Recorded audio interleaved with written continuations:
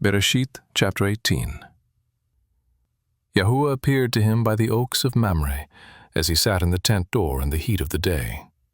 He lifted up his eyes and looked, and saw that 3 men stood opposite him. When he saw them, he ran to meet them from the tent door, and bowed himself to the earth, and said, Adonai, if now I have found favor in your sight, please don't go away from your servant. Now let a little water be fetched, wash your feet, and rest yourselves under the tree. I will get a morsel of bread so you can refresh your heart. After that you may go your way, now that you have come to your servant. They said, Very well, do as you have said. Avraham hurried into the tent to Sarah and said, Quickly prepare 3 measures of fine meal, knead it, and make cakes. Avraham ran to the herd and fetched a tender and good calf and gave it to the servant. He hurried to dress it. He took butter, milk, and the calf which he had dressed and set it before them.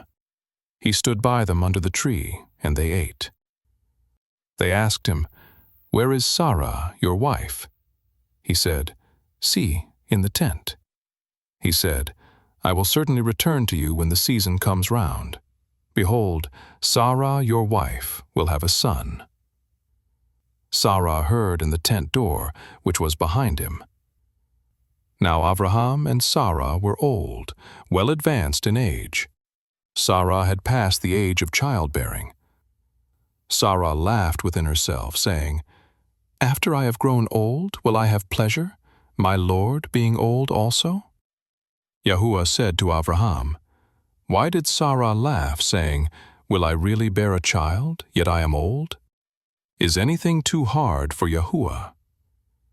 At the set time I will return to you, when the season comes round, and Sarah will have a son.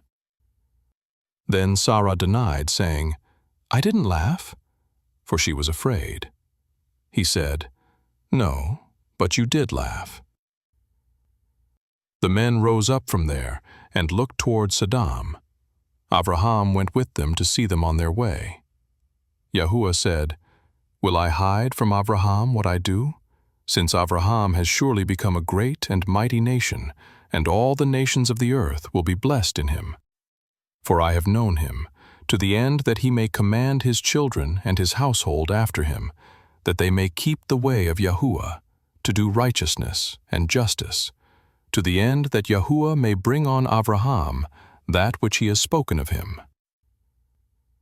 Yahuwah said, Because the cry of Sodom and Gomorrah is great, and because their sin is very grievous, I will go down now, and see whether their deeds are as bad as the reports which have come to me.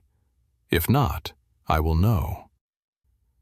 The men turned from there, and went toward Sodom, but Avraham stood yet before Yahuwah. Avraham drew near and said, Will you consume the righteous with the wicked? What if there are 50 righteous within the city? Will you consume and not spare the place for the 50 righteous who are in it? Be it far from you to do things like that, to kill the righteous with the wicked, so that the righteous should be like the wicked. May that be far from you. Shouldn't the judge of all the earth do right? Yahuwah said, If I find in Sodom 50 righteous within the city, then I will spare all the place for their sake. Avraham answered, See now, I have taken it on myself to speak to Adonai, who am but dust and ashes. What if there will lack 5 of the 50 righteous? Will you destroy all the city for lack of 5? He said, I will not destroy it if I find 45 there.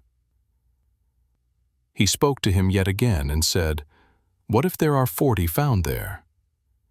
He said, I will not do it for the 40's sake.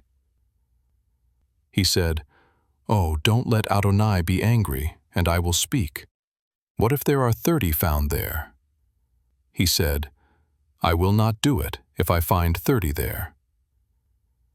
He said, See now, I have taken it on myself to speak to Adonai. What if there are 20 found there? He said, I will not destroy it for the 20's sake. He said, Oh, don't let Adonai be angry, and I will speak just once more. What if 10 are found there?" He said, "I will not destroy it for the 10's sake." Yahuwah went his way as soon as he had finished communing with Avraham, and Avraham returned to his place.